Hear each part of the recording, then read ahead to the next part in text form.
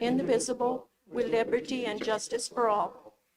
I salute the state of New Mexico, the Z as symbol of perfect friendship among united cultures. Item E, Kiwanis Student of the Month.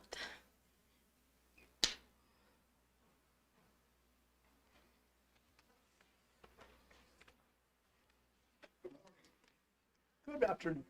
No, it's always morning for me. I'm not a morning person. I am. I don't do well in the afternoon either. I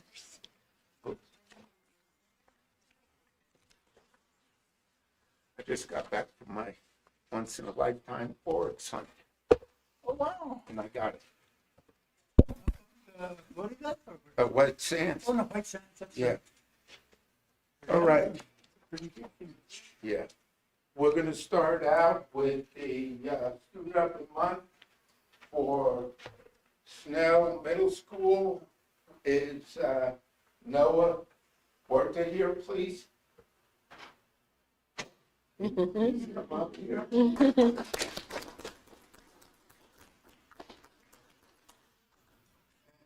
Mr. Gonzalez, you know Mr. Gonzalez? Mrs. Gonzalez. Oh, Mrs. Gonzalez, sorry. My bad.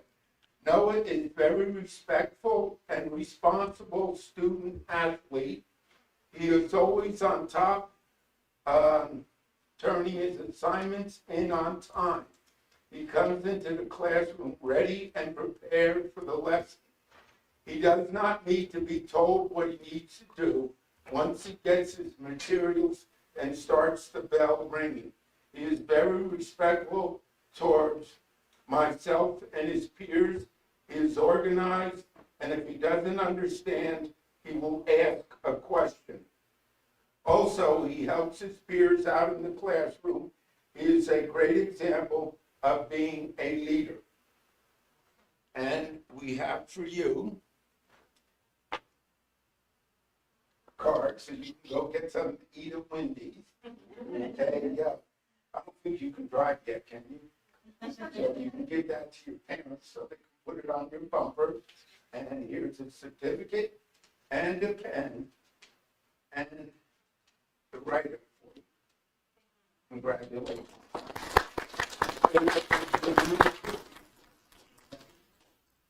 Our second one is Cobre High Student of the Month is Mateo.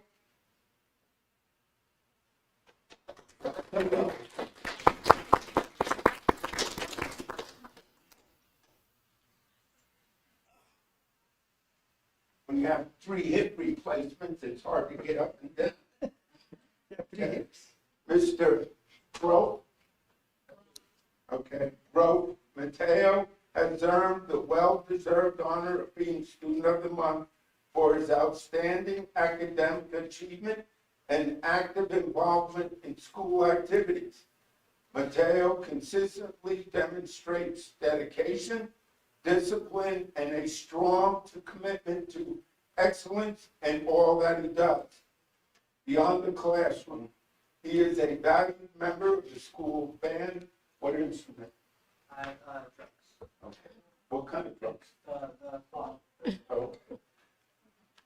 Where his passion and teamwork shine through, and he participates in National History Day, showcasing his intellectual curiosity and research skills. Mateo has also gone above and beyond academically by completing over 30 dual credit hours, setting a remarkable example of hard work and ambition for his peers. And his GPA right now is 4.256.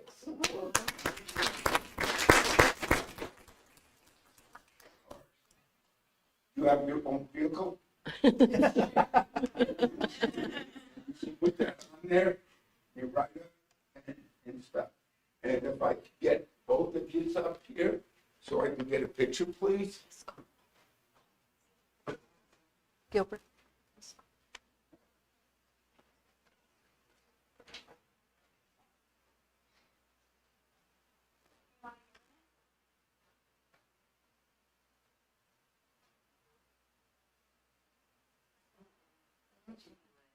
Would you like to get in the picture, sir? No, that's okay. I don't want to break the camera. Oh, you sure about that?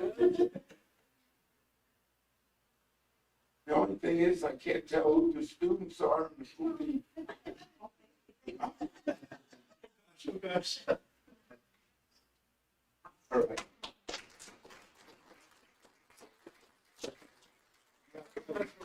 We'll see you later. Appreciate it. We will see you next month. Thank you. Madam Chair, can I make a comment? When we- Yes, you can. Mateo was also, he attended the national competition for National History Day in Washington DC last summer, or this summer. And he and his crew focused on the Tierra Maria land grant and Reyes Tijarina effort to secure that. So a job well done. Our state was very well represented. Thank you, Mateo. Okay, item number 2, adoption of the agenda. Anybody has a recommendation?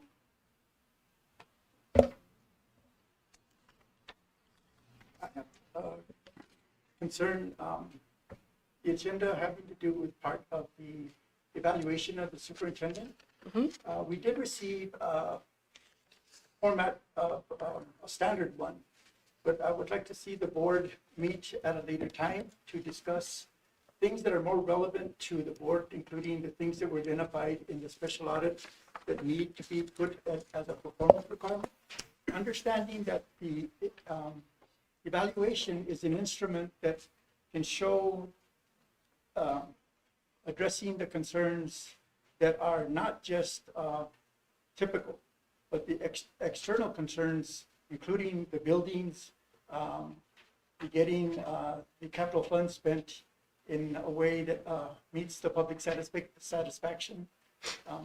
So I would like to have the board have a meeting to discuss what it is that we would like to have the superintendent be rated for, rather than the generic ones that are presented to us. So you want to table number 14? Yes, please. Do I have a second? I'll second. Item number 14 has been tabled. Oh, we have to go through a vote. Mr. Carrillo? Yes. Myself, yes. Mr. Guadriano? Yes, and thank you.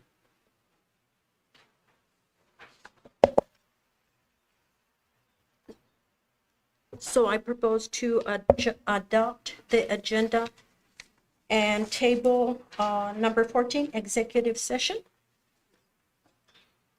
Make a motion to adopt the agenda and table number 14, executive session. Thank you. Any other adoption of the agenda? I move we adopt the agenda as amended. I second that. Do we go through a vote, Mr. Guadiana? Mr. Carrillo? Yes. Myself, yes. I'll vote yes Mr. as well. Guadiana? Thank you. Now, public input. Do we have any on the agenda items, Caitlin? It's number 3. I'm sorry, I back up. Student representative report. Taylor? Good afternoon. Oh, sorry. My name is Taylor McCorder. I am the CHS student representative for 2025-2026 school year. The first thing that I want to mention is a thank you to Ms. Heredia for throwing an amazing homecoming, and Mrs. Provencio for also having homecoming week and Cobre Silver week, an amazing week for everyone and getting everybody involved and showing off school spirit. I myself would like to congratulate all of the new NHS inductees. It is truly an honor to be a part of NHS. I myself is a new inductee, but I would also like to congratulate my peers, and wish them luck in this school year, and also give thanks to everybody that tried. It is truly something that takes courage, and it is truly amazing to see people still come out and still try to become a member. And I'd also like to see some of the people that didn't get in try again in the spring. I think that would be an amazing thing to see. Sorry, I'm like breathing into it. I think that's all I have to report. Just a thank you to Mr. Gropp and Ms. Provencio for also keeping our school involved and safe. Another thing that was also brought to my attention, and I know this subject has been brought up before in the past, would be like a security guard. A lot of the students want that safety, and I think it would also help the parents to know that their kids are safe in school. I know that it's been brought up before, but I would just like to bring it up again and see what differences we can make. So thank you. Thank you.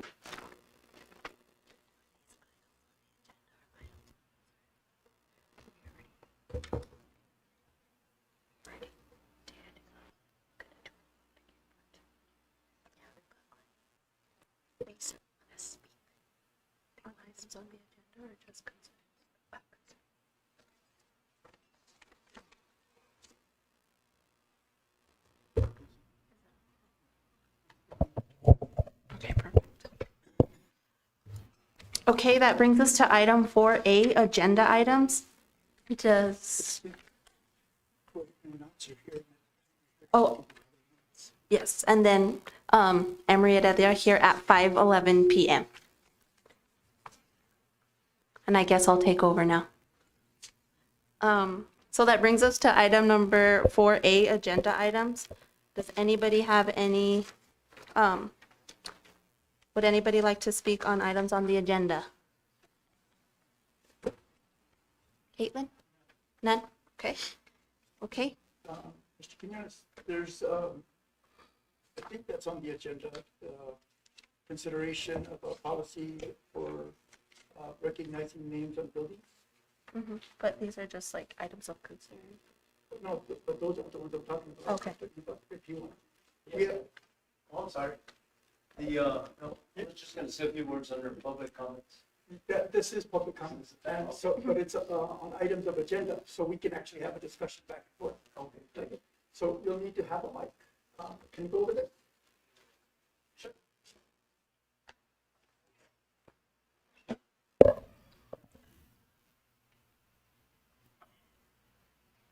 And then before you begin, I'm just going to read this script real quick.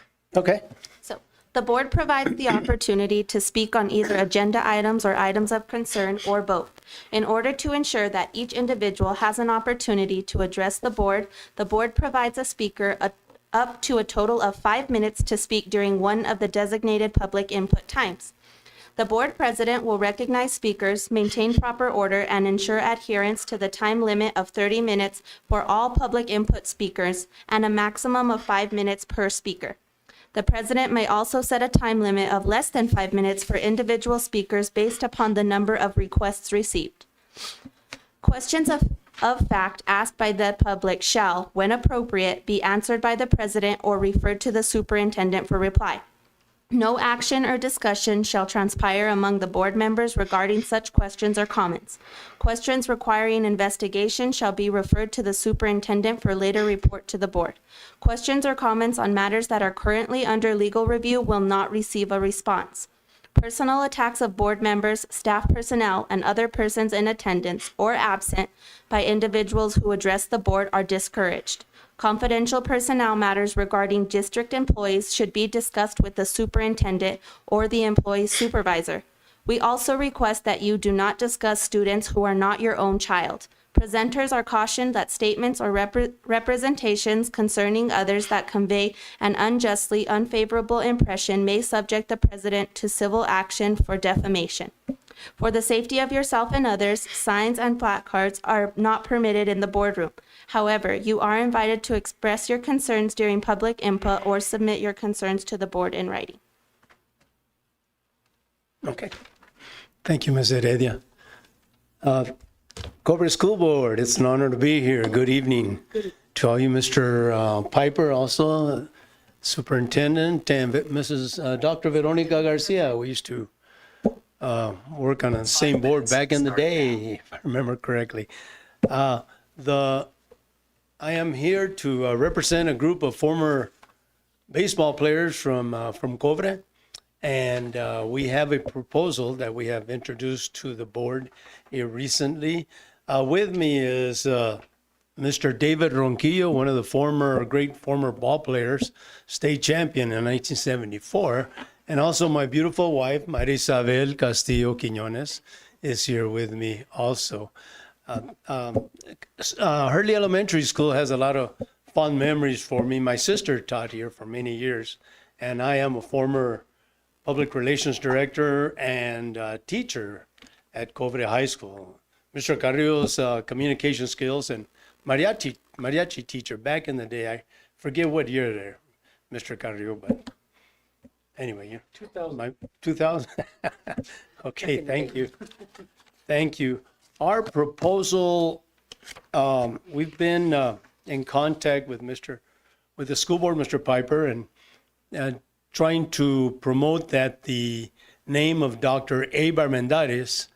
He was a former coach and teacher at Cobre High School, very successful, left a legacy here that his name be added to Howie Morales Stadium. So maybe we'd have two names to represent the name of the stadium. Dr. Armendariz was here in 1968.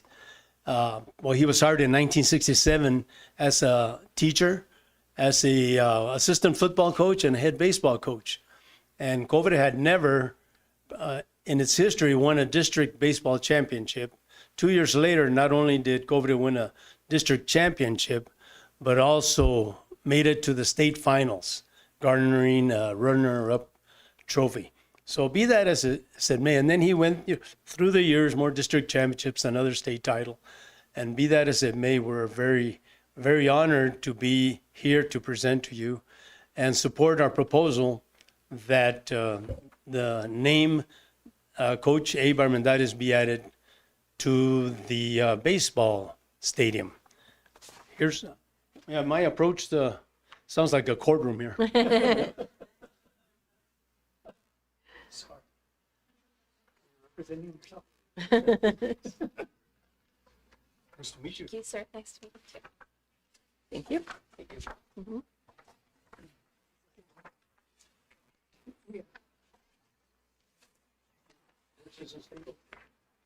Trade. No.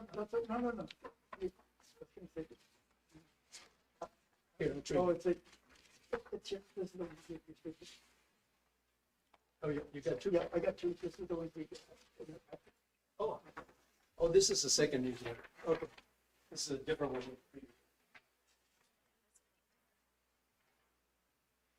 I need to comply with the time limits. I'll hurry. I just handed out a second newsletter that we have been producing, and it also includes the names of former baseball players, Cobre baseball players, that are in support of this proposal. We haven't been able to get a hold of everybody because you know how it goes. Everybody's lives throughout the country anymore. That's the way society is. And we also have many community members. We haven't had one that has said no to us yet. So this list will increase of people in favor of this proposal. And so we just want you to know that we'll work with the board in any way that you request of us. And if there are any funds that need to be utilized for the purpose of making this name addition change, our committee is ready to respond and raise the funds necessary for any expenses incurred by this name change.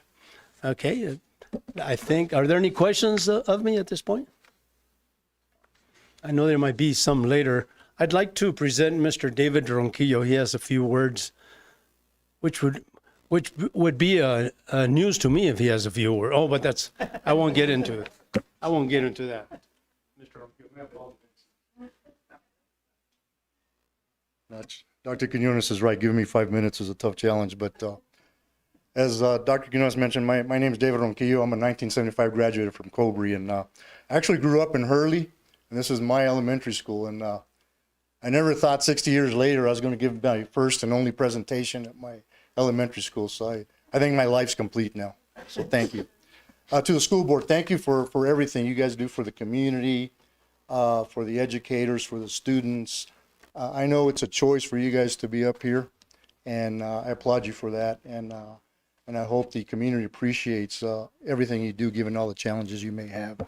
As Dr. Quinones mentioned, you've heard from some of my teammates last month and last week. You might be getting tired of us, but by now you should know all the accolades Coach Armendariz had from his 1968 to 1975 tenure. What I'd like to present today is a little bit different angle. Coach always gave us baseball signs. I always used to miss the signs, but I think I got this one. As Pete Torres last week mentioned, we're not here advocating a change to the baseball field name. We respect the Rominger Field name, Howie Morales Stadium name. In my opinion, I think Abe Armendariz name going on the sign would complement Howie Morales, and here's why. Both men led us in the baseball field. Both men had state championships, district championships. Coach Armendariz led us in the legacy that what Cobre baseball is today. If you look at the math, 75 was 50 years ago. Coach Armendariz had 68 to 75. Howie Morales was born in 1973. Okay? Who would have thought, like 25 years later, Coach Morales would have tenured the coach of the Cobre baseball team for 9 years. He had the same accolades as Coach Armendariz. That was on the field. What I think is also important was what these gentlemen did off the field. As we all know, Lieutenant Governor Howie Morales chose public office. So he's very public out there. He was a very accomplished state senator. And kudos that his name is up in Cobre baseball. We should be proud of that.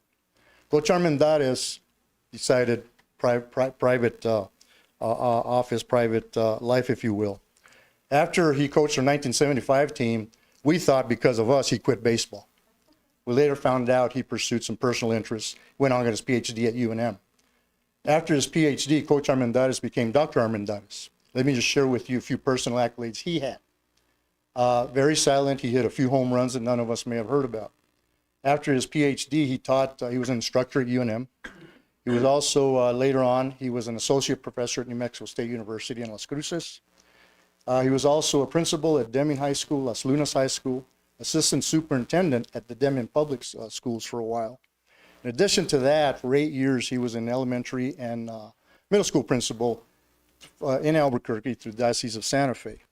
And in addition to that, he served 2 years in the New Mexico, as state director in the New Mexico Board of Elementary School Principals. I think I got that title right.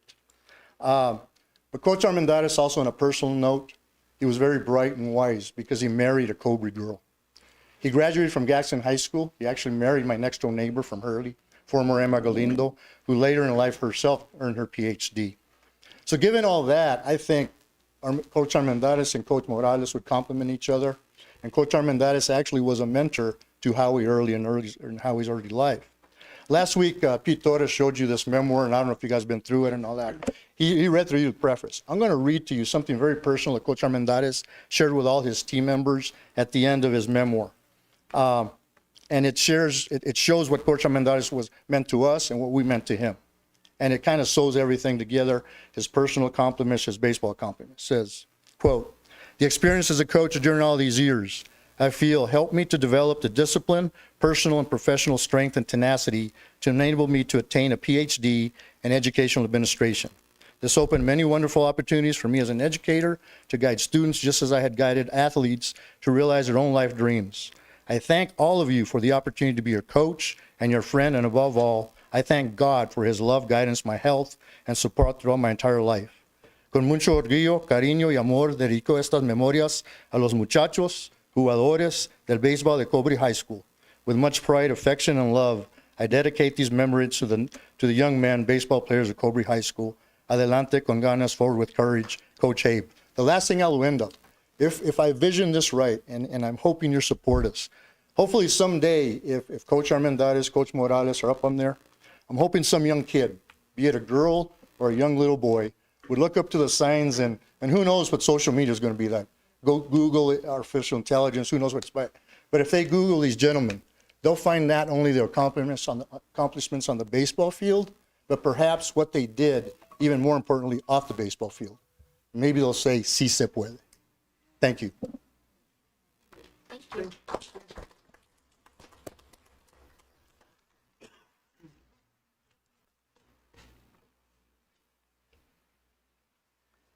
The board has taken the direction of following through and putting together a policy on how it is we name the buildings.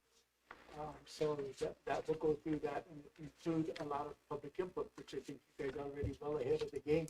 So as we go forward, we'll let you know where the steps are. But I appreciate all you're doing, and the book was very good, especially the pictures at the end. That was like, I don't recognize it. it's kind of hard, it's like, but still pretty cool. Thank you. Is there any more input on agenda items? These two? It's both of them. Oh, okay. It's just their phones.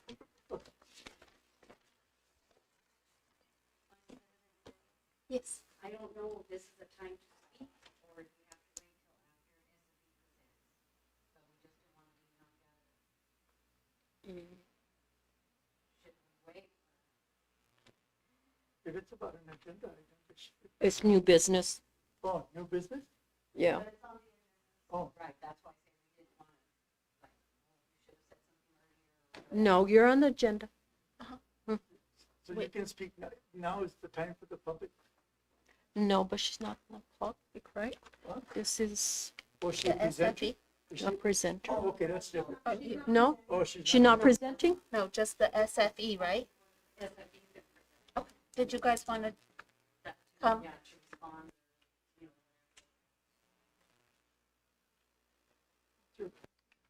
We don't know if the decision's gonna be made here and now, and we don't want to miss the opportunity to voice our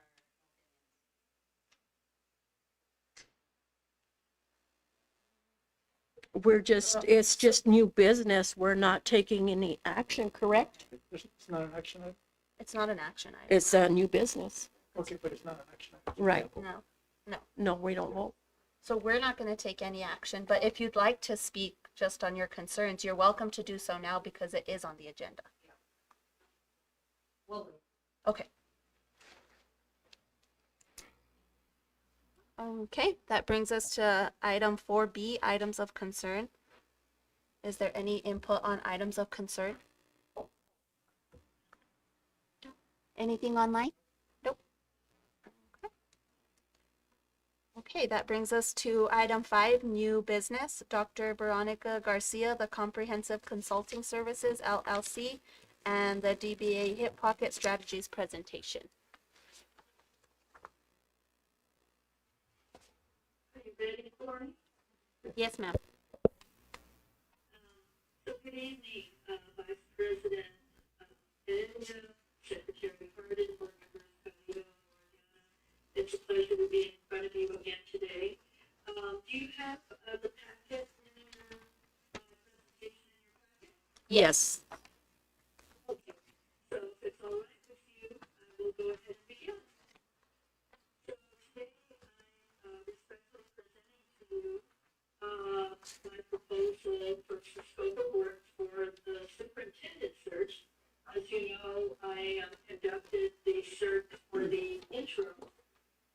And so now I'm going to enter into this, but I feel like there's some background information, background noise. I wonder if the board could maybe mute, maybe that would stop it.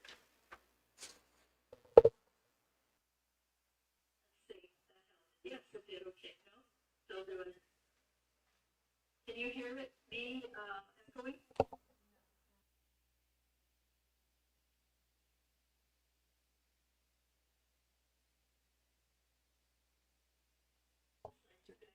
Turn on your mic. No, we can't hear you echoing.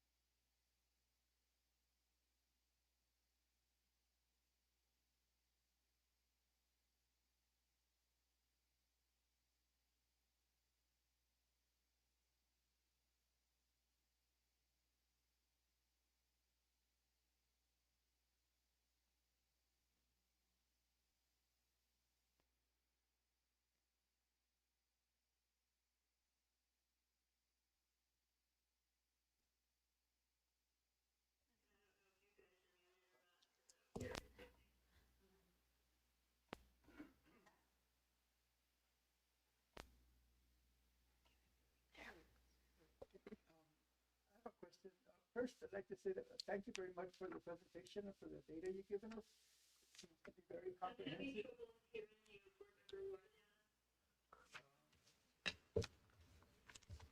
Is this any better? A little. I see if I can turn off my mic or something. Now is it working better? A little bit better, yes. Thank you very much for your presentation. It's well thought and pretty comprehensive. It also seems the cost seems very reasonable. However, I have a question for the board and how we got to this point. We haven't discussed whether we are even going out for the applications, which I think we pretty much predetermined that. But in our responsibility for diligence, we should be doing an open invitation for people to put forward proposals. This is not an RFP, and it doesn't reach the threshold to require an RFP. But we're responsible for ensuring that what we do pay is a reasonable cost based on available services. And that we did not do last time, and could have been urgency, but now that we have a little bit more time to do this methodically, I would think that going forward with a solicitation for proposals, and this would be a very competitive one, and then going forth after that. Not, is this an action item? No, this is a new business. That was one of my questions. Why didn't we discuss all this situation before instead of having Exactly, I agree. these people come in and talk? That's my opinion. So as a matter of course, then you could probably put this on for the next agenda.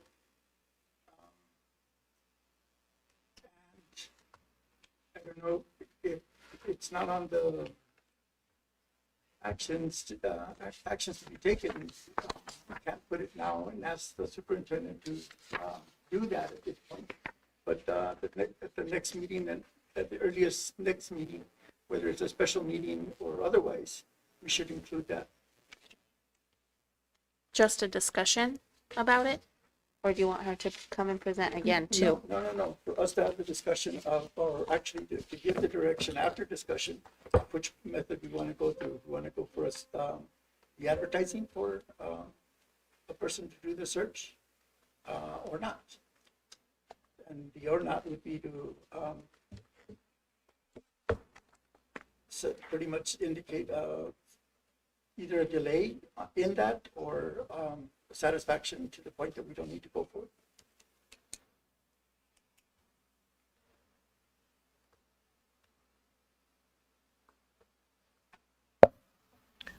it. Dr. Garcia, thank you for your presentation and for the booklet. I really appreciate it.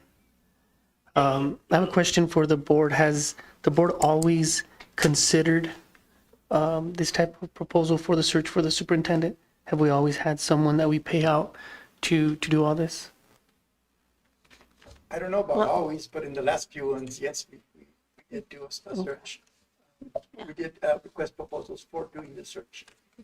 Okay. And is this something that we can do ourselves? Is this something that is staff? We can, that's how we would do it. Our staff would put out announcements for requests for applications or submission of proposals. Okay. Yeah, our staff would do that.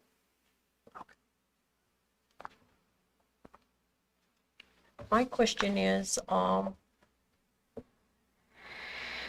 when we interviewed Mr. Piper was willing to go on as superintendent. Is this an option that we can talk to Mr. Piper about? It certainly is, but in the context, I think he brought it up, is that, yeah, he's very interested in applying for the permanent job if it goes through a search. Does it have to go through a search, or can we vote that we keep Mr. Piper? That's inappropriate. It is not against any rules. If it is that we decide that his satisfaction to the satisfaction of the board that he is worthy of getting the appointment, it's not prohibited. Thank you, Mr. Guadiana. Does that answer your question too?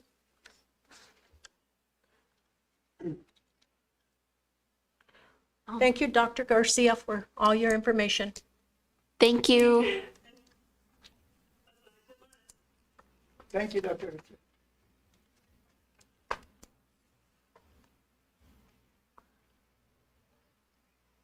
Okay, that moves us to item 5B, the SFE presentation by Kevin Gutierrez.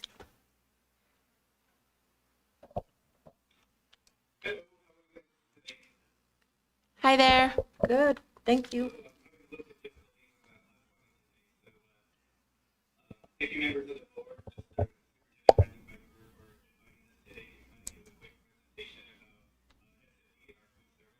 Kind of what we partner with in our 11 districts across New Mexico. So I've been with SFE for about 11 years, and of course I'm actually from the area, from Silver City, but most of my family is from Cobre, so I'm very familiar with the area. So excited to see a lot of familiar faces back there. So, but I will turn it over to Andres Montoya. He is our Director of Business Development, and he kind of will give us a little bit of background about what SFE does. Andres? Hello, everyone. Thank you very much. My name is Andres Montoya. I'm the Director of Business Development with SFE. Ladies and gentlemen of the board, Superintendent Piper, thank you very much for giving us the opportunity to come and talk to you a little bit about the opportunity for partnering with food services and to share a little bit about what that entails. And so it's if possible, I have a very brief PowerPoint presentation I would love to share on the screen if I'm permitted to.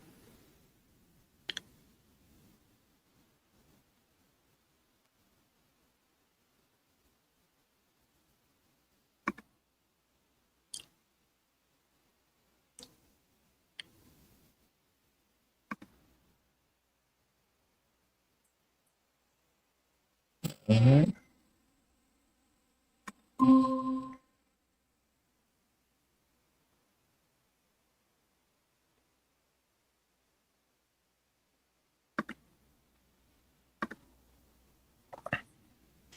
Hello, everyone. All right. And so can everyone hear me okay before I go too far? Excellent. Thank you very much. And so before I kind of really jump into it, there's many elements to partnering with a food service management company, which is who we are. As Kevin mentioned, we work with 11 districts across New Mexico, right? And so, but probably one of the best ways to describe SFE and who we are is we are a food first focused company. We focus on providing students with scratch made meals, and that allows us with the flexibility to be able to provide students with foods that are familiar to them, that are delicious to them. In New Mexico, it's not uncommon for you to pass by one of our districts, such as Hatch Valley, and you can smell the chilies roasting from the highway. Or to have different types of enchiladas and pozoles going on throughout the state, depending on the student's palate. And so we really focus on being able to provide students with amazing foods that make kids excited about coming to school and enjoying school lunch. We create custom programs for every school. No two districts are alike. We are in over 300 districts across the country, and the menus you would see at your school would be completely different from the menus you would see up in Albuquerque or in Arizona or Texas, because the menus are customized to your specific schools. We were one of the first companies to introduce food trucks and food trailers and touchless payment and grab and go and online menus, and we're constantly innovating, which again makes it easier for students to want to. Not just are they excited about the food, but makes it easier for them to grab breakfast and lunch. And then lastly, we're the fastest growing food service management company in the country. And so on a yearly basis, we're earning the partnership of anywhere from 30 to 40 new districts. And so as we're transitioning with districts, we're very mindful of how much of a change this is with employees. And so we're very sensitive and empathetic to the needs, and we work with each employee. And I kind of touched on this, right? We work with over 300 school districts across the country. We're in 38 states. We're SFE, but that's short for Southwest Food Service Excellence. And the reason why we're called Southwest is because we started right here in the Southwest. For half of our life, the 2 states we were in was Arizona and New Mexico. And so we stay true to our roots. And again, our goal is to get kids excited about eating school lunch each and every day and keeping them nourished. And so when we work with the school district, we're creating a program that is, again, specific, and we're trying to incorporate various aspects of it, from the culinary to the marketing. Our goal is to create an environment that the students are happy to be a part of, and they're excited and eager to come and eat lunch. Kevin mentioned he's from your community, and he would be excited to be a part of creating this new transition, this new movement to provide students with an enhanced food program. We provide an all-around concierge-style service in which we're not only providing your district with the menus and the recipes, but the operational support to that, so that the staff is able to create these amazing meals and the menus continue to evolve. We provide health and nutrition education, and in addition to this, the meal program. We work with our partnership is not just in the cafeteria, but extends out into the community. Your district would also receive support from a human resources standpoint and accounting to ensure that you're running a financially responsible program, so that you're not having to pull funds out of the general fund to help support food services. But in many cases, it's the opposite effect. We're able to save school districts so much money that food services is now able to help offset expenses at the district level. With staff, we are able, and depending on the RFP that you decide to put out, we're able to provide 2 models. The first model is where your staff remains 100% Cobre staff, and that is nothing changes for them as far as their hours, their pay, their pension, the school they work at. All of that stays exactly the same. They don't have to expect any change. The only thing they would see different would be we would bring support people, usually in the form of a general manager or a chef, and that person is providing your staff with daily training to ensure that the foods are not only incredible, but they're prepared in a safe manner. And on top of, we're able to implement additional programs that keep the kids excited.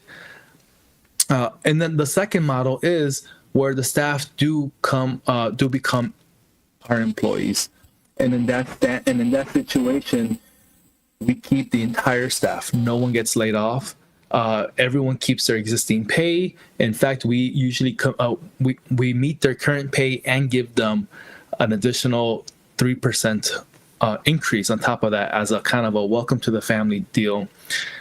We keep their current assignments so that no one has to worry about, I was a cook, I've always been a cook, or I've been working at the high school and I want to stay at the high school. That stays the same. But then we want to provide them with training so that they have opportunities for advancement, not just within the district, but outside. Because there's some folks that are extremely talented, or they aspire to do more. And so perhaps we may have a cook that wants to be a chef, or we may have a cashier that wants to be a marketing manager. We're able to provide the staff with that training. A big part of our partnership, though, is really the quality assurance. As you're probably aware, the National School Lunch Program comes with hundreds of pages of regulations, and on every year there's audits that are performed by this, if not by the state, at the national level by the USDA. Those audits require that there's a paper trail for every ingredient used, and if there's any type of penalty or error, that can result in fiscal action against the district. By partnering with a food service management company like SFE, we're able to take the precautions and take the measures to ensure that you are audit ready and there are no findings and you are running a perfectly sound program. Part of our partnership is also comes with access to our registered dietitians.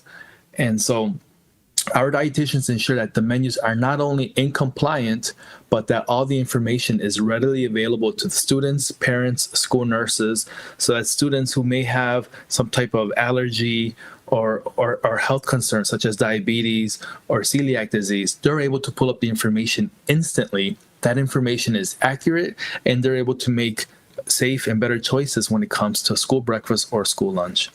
Our dietitians also provide nutrition education for not just the students, but for parents to take home. And aside from that, as I mentioned earlier, we want to partner with you with not just in the cafeteria, but outside. We work with the district to put on farmers markets. Roving Chef is our program where our chefs come into your classroom and provide nutrition education for your students. We provide the curriculum, we provide everything. All your students have to do is enjoy and have fun. We provide nutrition classes for parents and students, and as well as additional nutrition education on every subject, from using plant-based diets to even understanding superfoods such as kale and dragon fruit. And here's a couple of cool pictures of the students enjoying Roving Chef. On the far right, here's a photo of students making stir fry. But a picture that often gets overlooked is in the center, there's a group of parents. Nutrition, healthy habits start at home. And so it's great when we could teach the students or give the students opportunities to make good choices in school.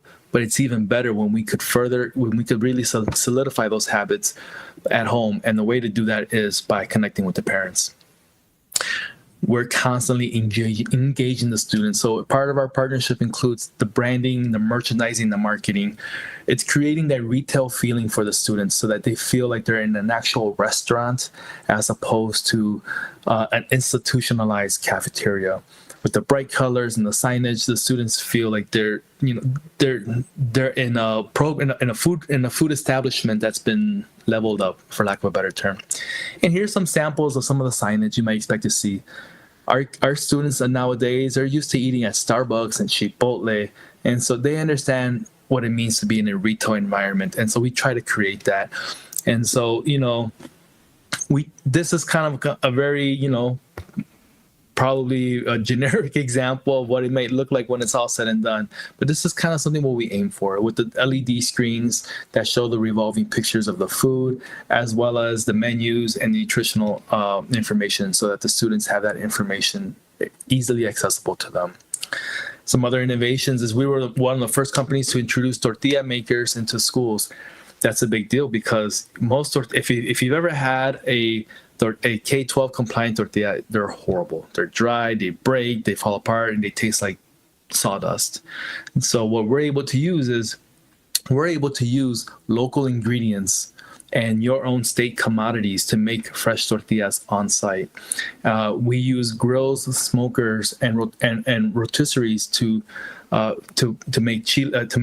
roast chilies or to smoke briskets and pork shoulders overnight.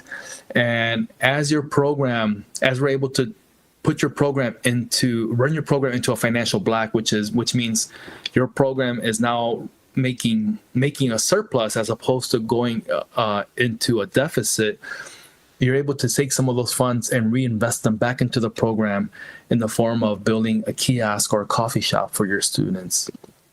Here's a couple of really neat examples, a couple of photos. But the really neat thing is that it just furthers the innovation that your school sees, that your students are able to see. It makes them prouder of your school district, and it just further encourages the students to want to be proud and want to participate in their breakfast and lunch. Coffee shops are a big thing. 33% of teenagers drink 1 cup of coffee. Personally, I think that's a little low. I'm pretty sure that's numbers above 50%. But one of the things we do is we offer lattes. with school breakfast at the high school level to get high school students to take breakfast, which encourages them to show up to school on time. And not to mention, if they're well fed in the morning, they're more likely to be engaged in their early classes, as well as have fewer behavioral issues. We also have food trucks, and you may or may not have seen our food truck at some of the New Mexico conferences, but we have a New Mexico-based food truck that does a kind of a roving tour around the state. But we have food trucks all over the country, hundreds of them now at this point. Now, for the real fun stuff. One of the ways that we build student participation, and that is by participation, is whenever a student takes a school breakfast or school lunch, we call that them participating in the food program.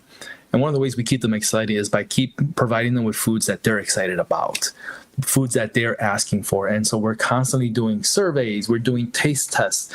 And it's not just a yearly survey asking them, what did you think about the food? Oh, you didn't like it? Okay, we'll try to do better next year. Our surveys are so much more in depth than that. On a weekly basis, we're asking the students, what do they want to see in the menu? And then they tell us what they actually want, and then we actually put it in the menu the following weeks or in the following months. That builds credibility. So the students actually say, wow, hey, my voice matters. And so then the next month, then they become even more vocal and say, hey, I saw this thing on TikTok. It's this weird thing with these noodles, and I think it's called pho or pho. And we're like, yes, absolutely. We have that in our recipe database, and we're happy to put it, and then that ends up on the menu. And it just becomes a cycle of where the students continue to get more and more engaged in the school lunch program, and that just further builds a participation. And further builds the excitement into the program. And then another big part is the students actually being involved in the recipe production component, where the students actually not just are telling us what they want to eat, but the students are actually now involved in helping create recipes. And that creates a whole different level of buy-in. Give you an example. This first photo is that first photo of the burger is a burger that was designed by high school students for their high school. And so the middle photo were students that they were asking for food. They wanted empanadas. And so we created a recipe, and they told us what fillings they wanted inside of it, and we were able to put them on the menu. This third picture, the one with the wings on it, apparently there was a big argument or debate at this one particular school district, arguing over which wings what were better, whether teriyaki or garlic parmesan or spicy buffalo. And we decided to put all of that to rest. And so for the whole week, we offered wings with different sauces, and we let the students, their participation, the wings they chose, told us who was the winner. And for those of you that are curious, it was the spicy buffalo. That was the number one that reigns supreme to this day. A few more pictures is like, here's one on the salad bar, keeping it vibrant and attractive so that the students are excited about going to the salad bar, just as excited about the salad bar as they are about the main entree. And then here's a few more food photos. All right, on the bottom you have a picture. You have a photo of a pho. In the center, it's a taco salad, and then on the top right you have a beautiful, vibrant salad bar with local fruits and vegetables that are local to that community, to that state. And so we would want to incorporate the produce that's available as close as possible to your district. And then going on again, we want to be involved with your schools, just not just in the cafeteria, but outside. We want to be a part of your back to school nights, of your family meals. We want to do the catering for your special events. We want to help put on fundraisers for your different departments. And so with that being said, right, we could go into what the next steps would be. And so let me go ahead. I'm going to stop sharing real quickly so that y'all can see my face. As much as I would love to say that I would love for you to say, hey, yes, this sounds amazing. Let's do this right now. Some of the process would require putting out an RFP. And so to give other companies the opportunity to also bid on your partnership, should you decide to go in this direction. But one of the great things is that the district has the opportunity to shape the RFP and dictate the terms to those companies. And so some of those terms would be how you want to manage the employee component, whether the employees would continue to stay on as a district employees or they would become the employees of the incoming company. The other part is you get to also really define what's important to you, whether it's the food quality or whether it's the financial outcome. And there's many levers that you get to move, especially in the state of New Mexico, where you're very fortunate to be because of that flexibility. Other states require you to go with the lowest bidder, regardless of how horrible the food may be. Other districts tell you that you have to weigh this part more than the other. Here, you get to decide what's important to you. And I think, some good, I don't want to say steps to follow, but I think it's evident how well we've been doing in silver schools and silver consolidated schools. And I'll let Kevin talk that. But I mean, we've been doing a phenomenal job. The biggest thing to really, I guess, if I had to end with one final message, that would be, is that at the end of the day, right, we are a concierge service. This is your district, your program. We are there just to supplement it. We would work directly for your food service director. And we're there to be really a support mechanism for your district and a steward of your employees. Kevin, anything you'd like to add? No, Andres, I think you did a great job. I think, talking about silver, just increasing some of the participation that we've done there. And, I think some of the staff there is getting some of that recognition that they've wanted for many years and also being a department. So we're very proud of what we've done in Lordsburg and Silver and Hatch and TRC. So we're really excited. So if you have any questions for Andres and I, we're open to answer any of those. Thank you for listening to our presentation.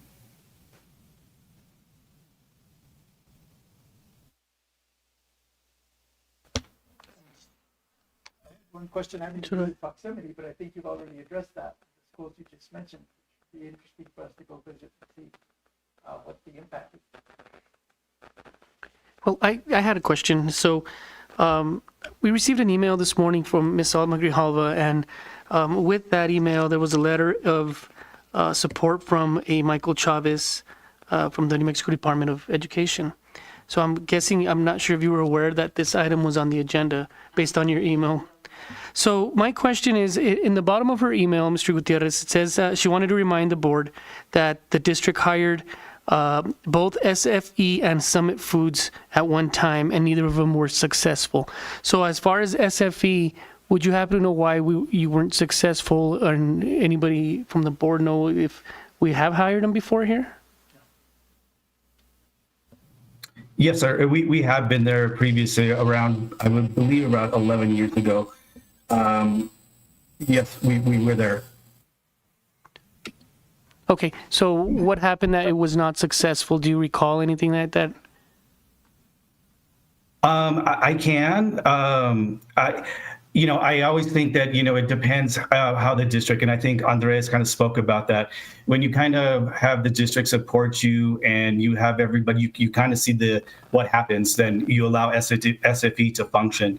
So I think we had some hurdles back then. And I think, as long as we have the support of the district, it allows us to kind of get where we need to be. But Andres, do you have anything to speak about that as well? Yes. And so I wasn't around back then, and so I was able to get some information on what kind of happened. And there were many different things as far as the leadership changing, and honestly, the biggest factor and the biggest thing to really, I guess, the single most important factor is the support of the district, and so being able to really have the buy-in from the leadership to help make some of the changes, because what sometimes happens is schools get complacent, or they get comfortable with just kind of cooking and baking the same frozen items or pre-made items, and that becomes easy. And so to be very honest, there will be some growing pains, because our goal is to shift from a cook from scratch. And I believe that's the ultimate goal from for your district. Now, this was 2011, so over the last 15 years, I can't say with confidence that we have refined our process for transition. Even if you speak with Silver Schools, they could attest to how smooth the transition was. And the other part is also our ability to be more flexible now and being able to work with the district to create processes that are able to kind of keep all parties happy. Did that help answer? That did, thank you. Mr. Piper, is there, I'm not sure if you can provide an answer, Mr. Piper, but is there a reason why SFE is doing the presentation? Are we having some issues with what's going on now? Is this just something that was brought up to make a change? My understanding is President Begay asked for a presentation. Working in Silver Schools, she's seen what was happening in Silver Schools and asked for a presentation, and that's why we got a hold of SFE. Got it. Thank you.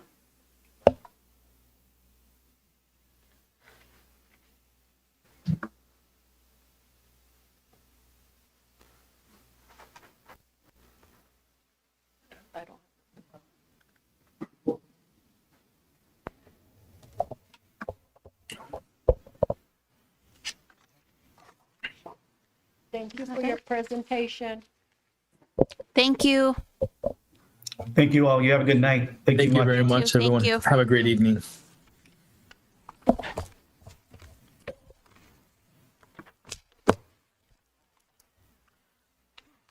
Okay, that brings us to item number 5C, the discussion on policy for adding and changing names on district buildings, fields, etc.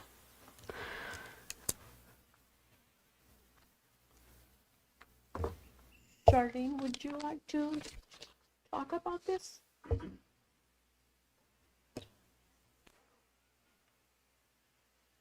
Sorry, no, you're fine.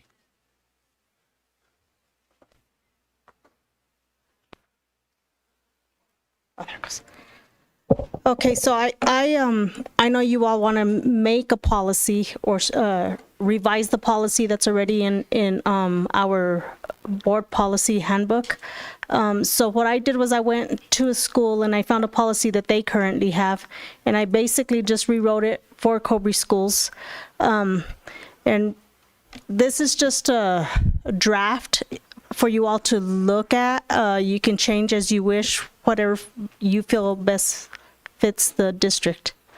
So this is just the beginning of what we want to look at for making the policy for the changing of buildings. There's different processes for it, so it's just for you all to discuss and see what you like. I sent it to you early. We did already post it on the website also, just in case community has input on it or. Have you received any input in it? Not that I know of. Gabby's not here, so I'm not sure if she's received anything. I haven't heard anything, so. But I just think this was just the way to start the process of doing this, because I've never written a policy from scratch, so I'm not sure how you all want to do it. But if you notice that there is a policy on our website already, I mean on your policy handbook. It's really vague as to what it says should be done. So I'm not sure if you want to just stick with that. You can just stick with that policy if you want. If not, you can start looking at rewriting a new one. Are you talking about the F1400? Yes. Yes. Mm-hmm. Well, it goes from here to about 7 pages. Yeah. I went crazy writing it. I'm sorry. I just thought. I'm just saying this. I figured you guys could take out whatever you don't need. So. Yes. That's the only one I found that I looked at many districts and most of them have the same one that we do because they use the policy service. So this is the only one I could find that didn't. So. This is not something that's on the actions. No. So Yeah, it's right now it's just for discussion until, Yeah. it's just for discussion right now until you all decide what you want to do. At this point, next meeting, we should probably have something on the agenda that has a decision to make on adopting language for this policy.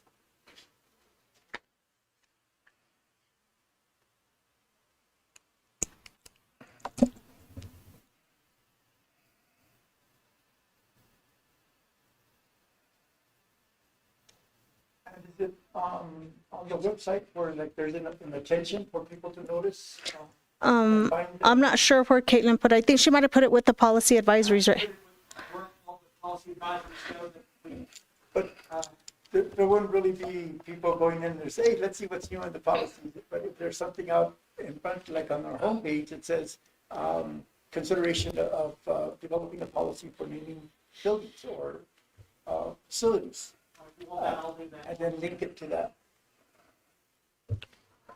But not everybody goes into Yeah. that's what it's- into the website. Could we have something for the principals, for the staff? Or Facebook page, you mean? For Could do- On yeah. Facebook Does also. everybody go into that Facebook page? Maybe even in a newspaper. A small little ad that would get more people involved in safety. So do we want to just put the link to this and then let everybody read it and see? Is that what we want to do? Okay. So are we gonna get the recommendations on either changing this policy and adding? revising, Is that yeah. revising it? So we're Picking gonna and ask the choosing. public to put their input on it? Is that, am I understanding that? And then after that point, you would adopt, and then it would go to a first reading, and then a second reading, and then it would become policy. So we're looking at a pretty long process. Not really. It depends how much input and how quick y'all decide.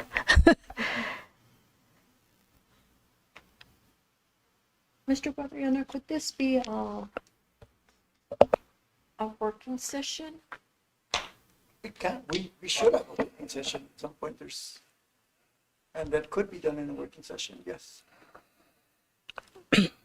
That's a good idea, because then we could share what we think should be added or deleted, kind of discuss or build on the one that we already have that's a little vague. That would be our choice. I agree with you. A working session? Yes, ma'am. In a working session, do we have to have timeline? Do we have to put it online that we have a working session? We have to announce that We have do a have to announce it as an agenda? Has to be on the Put an agenda. But you won't have to have a quorum once it does start. It's not going to be one. We specify that there is no action to be taken, that no quorum is required, but there is a possibility of quorum and the discussions. Okay. Yes. We'll schedule one. Okay. Okay. Thank you. Thank you. Thank you.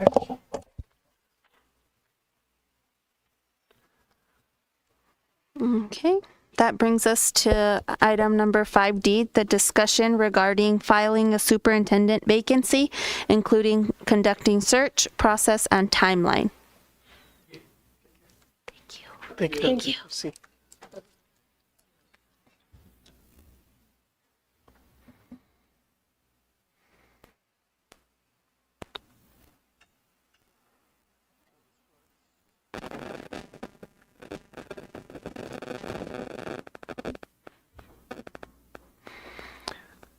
I think we discussed some of this earlier. Exactly. Mr. Piper, do you have any? I think this is something we could discuss in a working session too. Yeah, I was going to say, this is really a discussion for you. The thing you do need to note. You're muted. Hello, what? I'm not muted. Can you hear me? We can't hear you. Muted or volume's really low. Still mute. Is that better? Barely hear you. I don't know what happened. I was fine earlier. We can hear you. Okay. The one thing that, definitely needs to be considered is there is a timeline within state statute that nothing can happen basically during the time of the date of the regular election in which the school board positions are on the ballot, which is November, 4th? Yes. And 60 days after the new board has been seated, which is January 1. So, there's that time period in there where really something can't be done in regards to the superintendent's contract. But I think you can still talk about it, search, whatever you want to do within that date range. Thank you, Mr. Piper.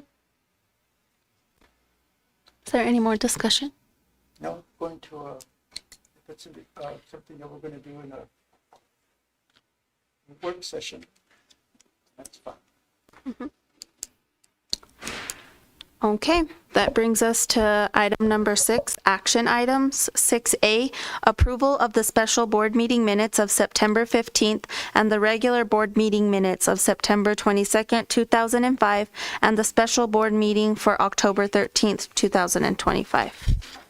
Do I have a motion? I so move. Second? Do I have a second?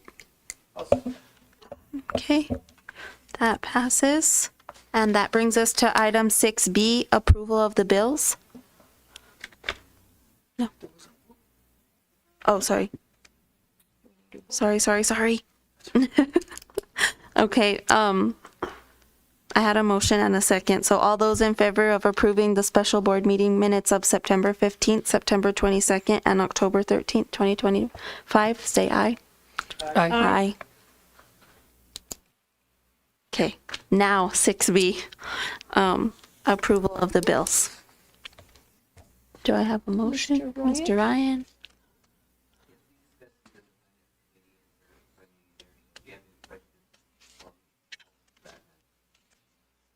We went, Highlight what's going on? we went into details. There was some that we really asked questions about, and Mr. Ryan went into details of it. I have them here too.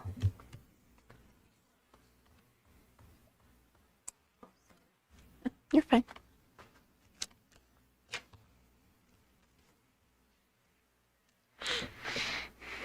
We don't have a list here, specific ones that we didn't detail, but yeah, that's any questions. Yes, and we did have a guest. Patricia De Naranjo was there. Oh, cool. But yes, we did go, Mr. Piper was there. Ms. Begay was there. And we did go into in depth on asking questions. Mr. Ryan did provide for us a little bit more information on the credit cards. So that was really good. We're just talking about the bills here. Mr. Buchanan, this is not the finance committee. Yeah. Okay. Okay, then I'll go ahead and call for a motion to approve the bills. I'm- Okay, do I have a second? I'll second. Okay, I have a motion and a second. All those in favor signify by saying aye. Aye. Okay, that brings us to item 6C, approval of the initial budget 27523, disciplinary literacy model and support.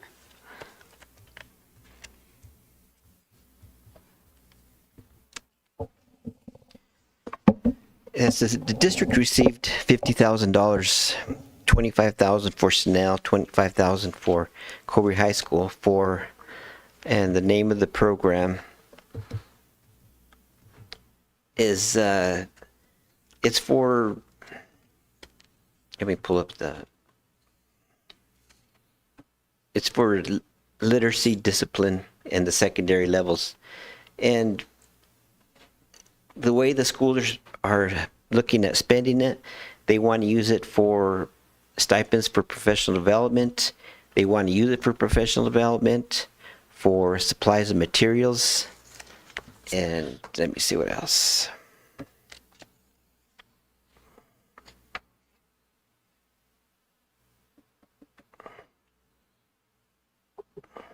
Yeah, that's all the areas that they're looking at spending it. So we have $50,000 and $25,000 for personnel, $25,000 for Cobre High School. Any other questions on this program? Is this new? Yes, it is. This is a new grant. It was a competitive grant that the district applied for and was successful in receiving. Nice. Mr. Ryan, this does have a time limit, It has to be spent in this current fiscal year. March 31st, 2026? Yes. Thank you.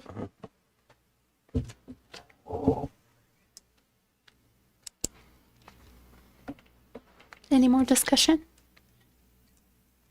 No. Thank you, Mr. Ryan. Thank you. Okay, I will go ahead and call for a motion to approve the initial budget 27523 of the disciplinary literacy model and support. Do I have a second? I'll Second.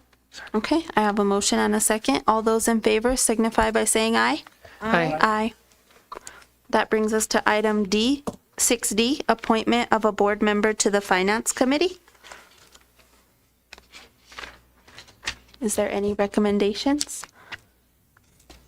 Mr. Carrillo, did you want to be appointed to Finance Committee? Sure. Yes. So, do I step down? Mr. Guadriana? Is there two? There's already two, Gabby and I. But you have the option for, you can say you choose to remain, then there's not an appointment. I choose to remain unless you Okay. want No, you to can. take it. Okay. I choose to remain. I think the official method is arm wrestling. Arm wrestling? Oh, he'll beat me. Flip a coin. So it remains, no change. Okay, so then Mrs. Harden will be staying on as our Finance Committee member. Can I do a roll call vote for that? No, there's no action. No Just action at all? Okay. So then no action will be taken. Okay. And then that brings us to item 7, the Finance Committee report, which I think Mr. Ryan and Mrs. Harden talked a little bit about. About it already. Like I said, we had a guest, and Mr. Ryan ran into depth, giving us the report. He did supply us with the information on the credit card statements. So that concludes my report. Did she express an interest in being a public member of that committee? On the finance, we do not have public committee, right? Correct? Am I correct? We should have two. We're required to have two. Yes, on finance.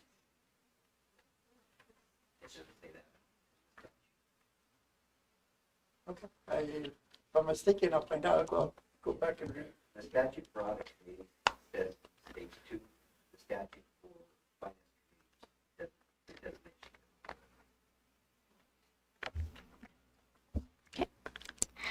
committee. And I believe that's why Mr. Esqueda stepped down, correct? Thank you. No, Mr. Esqueda submitted a letter saying he didn't know what direction the board wanted to go, and having no response, then he just stopped showing up. Okay. Duly noted. Okay. That brings us to item number 8, the Audit Committee report. So I didn't attend the audit meeting for October, so I was at the one in September, and at that point we were still talking about the progress of the special audit and phase 1 and phase 2, and there was some discussion about some things that we were unsure of that weren't going to be included in phase 1 or 2, and whether we wanted to move forward. But most of our discussion was held in the executive session, so, And this last committee meeting, we did go into executive order session. So we did not discuss anything in public. And we did have a member from the public attending that audit committee. There's supposed to be an update on the progress of the timeline for submission for the audit. Mr. Ryan, can you tell us about that? You sent us a letter.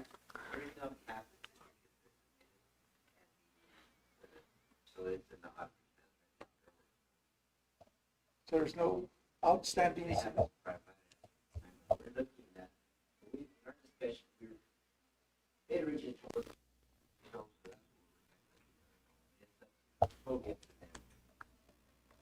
So at this point, it looks like the 2023 is submitted, fully submitted?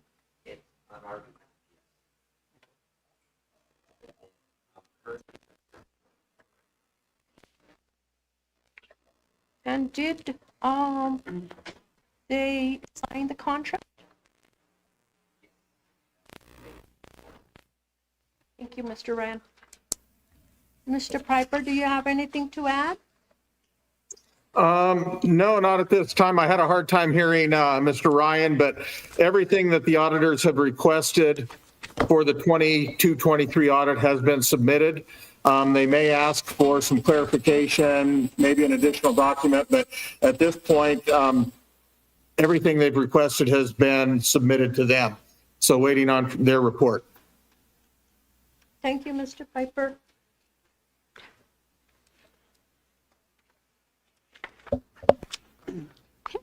Mr. Piper, did Ms. Priscilla Lucero get a hold of you today? Yes, she did. Okay. So we're aware, you're already aware then of the DFA releasing the PED funds? Yes, I am. Okay. And then she'll be our fiscal agent? Well, that's really not on the agenda. I'm not sure we should really go into that right now. But Well, that has something to do with that audit, right? That was the reason why the audit. no, the audits were what was holding the release of the money. Got it. Okay. Any more discussion? No? Okay, that brings us to item number 9, the board members' reports. Mr. Carrillo?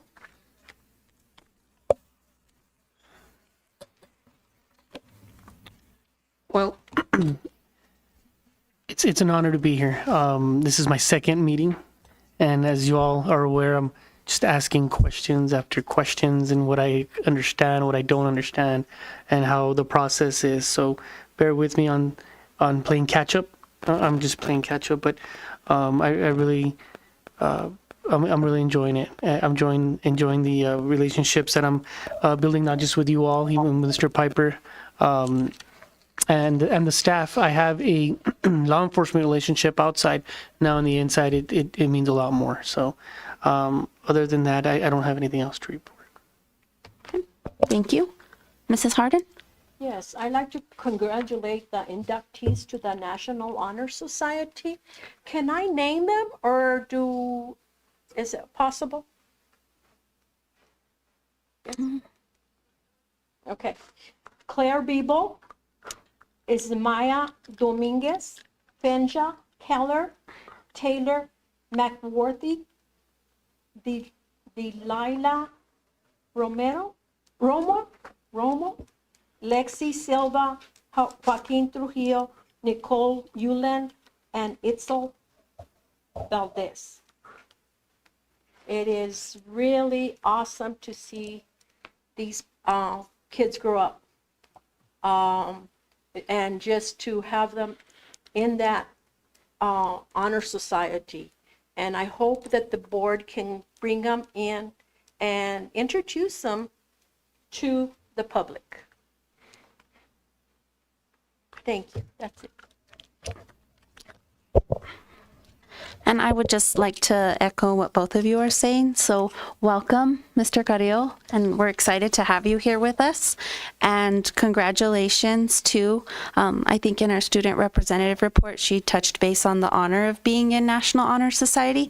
So I'd like to offer my congratulations to all of them as well. And to thank everyone for the huge success that homecoming was. It takes so many important people to put on such a big event, the parade, the game, the dance. So to everybody that helped out, thank you.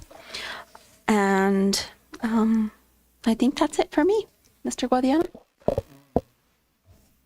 There's been one of my favorite subjects, 2 golf tournaments. Both of them have been between Cobre and Cliff, and one was today in Safford. So a bit of a drive to get back and forth. But nevertheless, the volleyball team did very well against Gadsden, I believe, Anthony. And the football team is where I'm concerned about, because the game that they played ended up our team ended up forfeiting because of injuries, and concerned about the future of the program and safety of our kids, and would like to get a report about that at some point to see how viable or what decisions need to be made.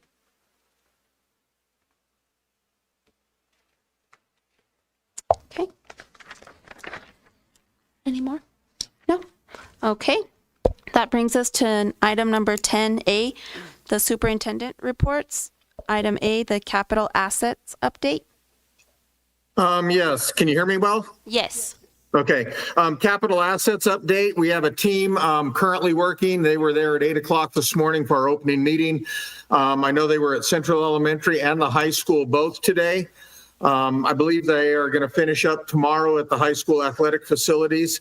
So they're going to be here planned for 3 days, Monday, Tuesday, and Wednesday.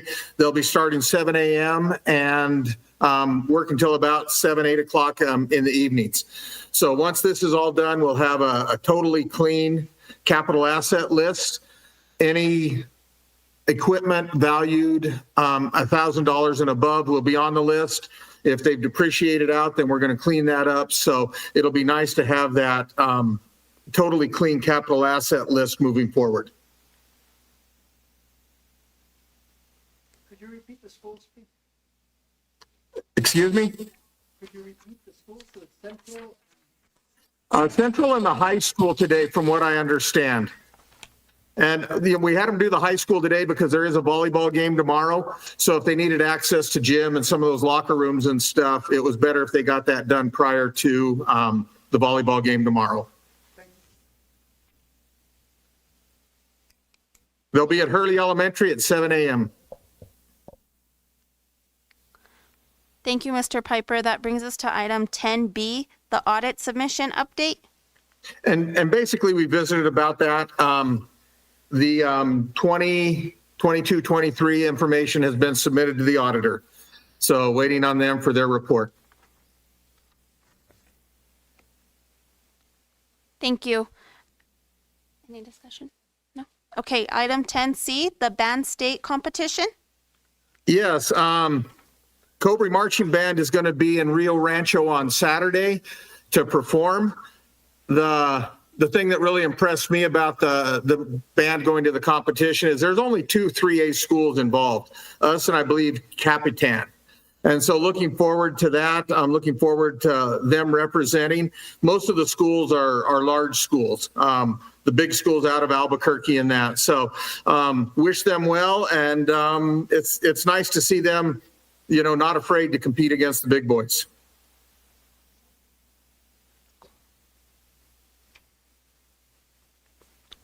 Okay.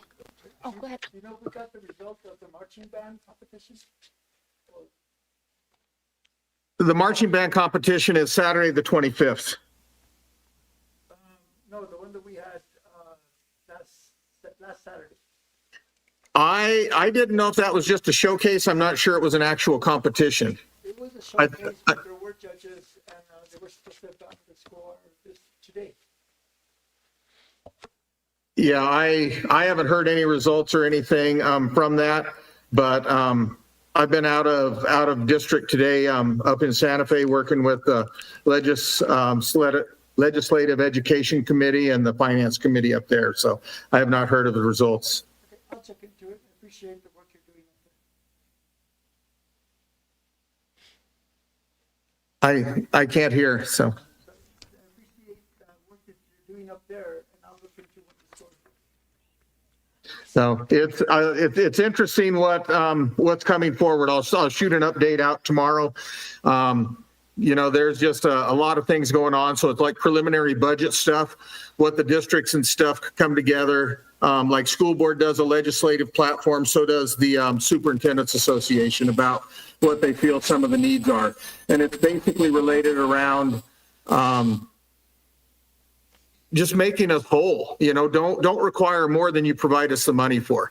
Transportation was a big one they talked about. I think special ed is another one, as well as protecting our cash balance. What's the cost of living going to be if there is an increase, and some of those type of things. So, and insurance seems to go up every year. It just seems to be one of the things that's unavoidable. But those are some of the things that we're watching moving forward up there with the legislative committees.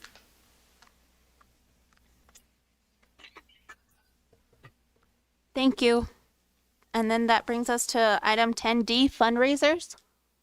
Yeah, you've got a stack of fundraisers there. I'm not going to go through each of them. Variety of the schools working to raise money for their clubs, the schools, field trips, different things that they need. So, just several of those. So I've provided those for you. If you have a question on any of them, let me know and I can follow up on those with you individually.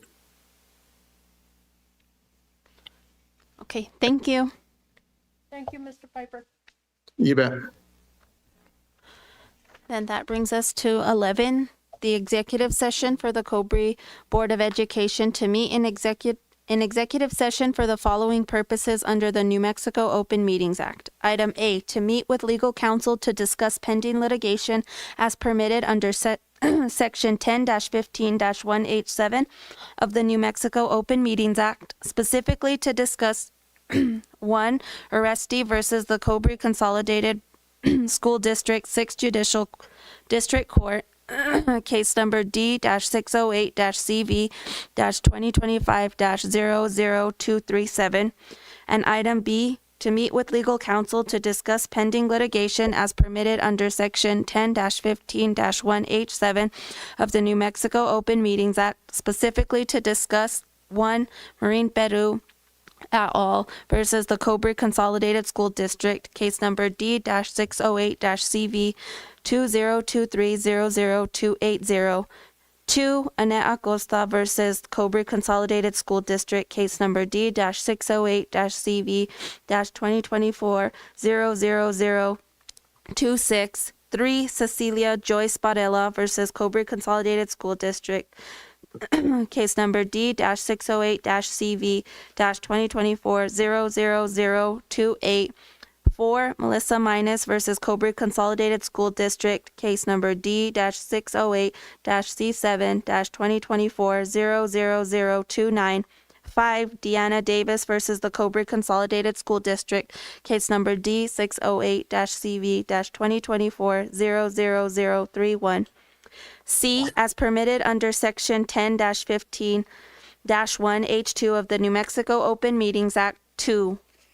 1.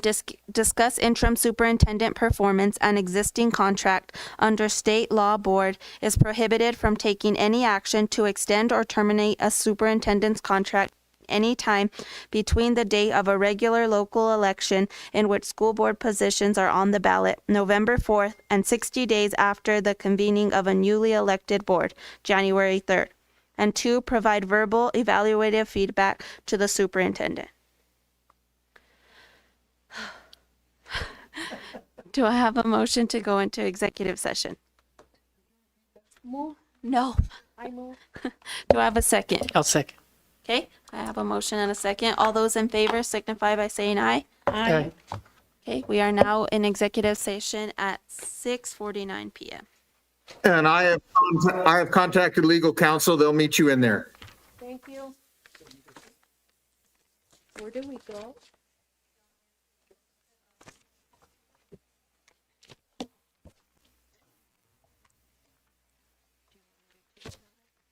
Do you want to take You know why? just this Because part? I need this part too. If you're gonna be. Yeah, and I'm gonna talk to Charlene too. So One or two and out of executive session. Should do, roll call.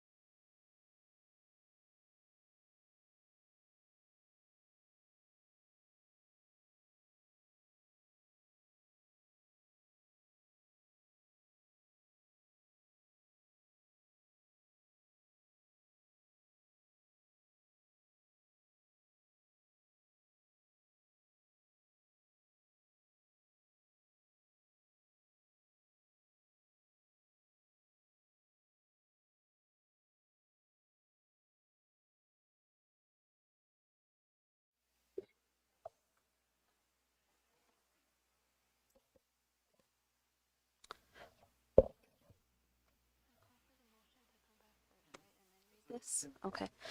Okay. I'll go ahead and call for the motion to come back into open session. Reconvene in open session at the conclusion of the executive session for statement affirming that no action was taken in the executive session and that discussions were limited to the items listed on the agenda for executive session. I'll go ahead and call for a motion to come back into open session. Do I have a second? I'll second. Okay, I have a motion and a second. Go ahead and do a roll call vote. Mr. Carrillo? Yes. Mrs. Harden? Yes. Myself, yes. Mr. Guadiana? Yes. Okay, we are now back in open session at 8:20 p.m. And now that brings us to item 13A, possible action to approve the written evaluative feedback, if any, to the superintendent. There's going to be no action on this.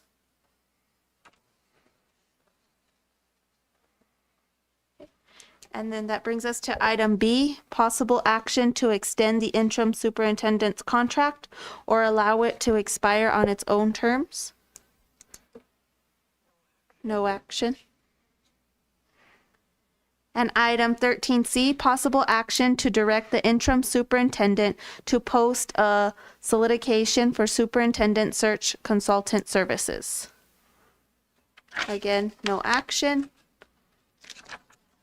And item 13D, possible other actions regarding filing the superintendent vacancy. No action. I don't know if it's appropriate to mention that these discussed. Yes, all of these items, A, B, C, and D, we would like to have discussed at our working session. So if we can get together, Charlene, and then with President Begay to set up a date for our working session so that we can get that hopefully as soon as possible so that we can begin to discuss these. And the working session will not include any personnel data. It will be just about the documents that will be used for preparing the evaluation. Okay. And then we tabled 14D, so that brings us to item number 15, reconvene in open session at the conclusion of the executive session for statement affirming that no action was taken in the executive session and that discussions were limited to the items listed on the agenda for the executive session. And then item number 16, adjournment. Do I have a motion to adjourn? I move. Okay, do I have a second? Okay, I'll go ahead and, okay. We are adjourned at 8:22 p.m. Thank you. Thank you. Have a good